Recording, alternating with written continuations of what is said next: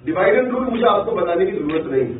आप टीवी खोल लीजिए, उनको लग रहा है 2019 का चुनाव आ गया है, ये सबसे अच्छा वक्त है कि राम मंदिर पे नेशनल डिबेट होनी चाहिए, हिंदू मुसलमान पे नेशनल डिबेट होनी चाहिए।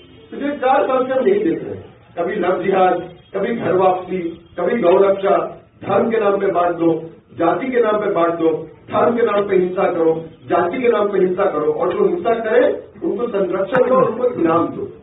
पिछले 4.5 साल में जितनी सारी हत्याएं भीड़ द्वारा इस देश में करी गई हैं, जितना सांप्रदायिक उन्माद, जितना धार्मिक उन्माद, जितने हिंदू और मुसलमानों को लड़वाने की साजिशें और अल्पसंख्यकों पर मुसलमानों पर हमले, पिछले 70 साल में इतने हमले कभी नहीं हुए।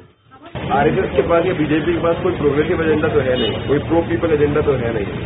जितने राज्यों में उनकी सरकारें हैं, उन राज्यों में जो सरकारों का अनुभव रहा है, वहाँ किसानों पर गोलियां चलती हैं, वहाँ युवा बेरोजगार हैं, वहाँ कंप्लीट लॉलेसनेस है। और बंगाल जहाँ उनके पास कोई जगह है, कभी वो चुनाव जीते नहीं यहाँ से, तो उनको लगता है कि अगर आज किसी भी तरीके से एक्सपैंड कर सकते हैं तो वो इस तरीके का सांप्रदायिक उन्माद फैला के ही कर सकते हैं।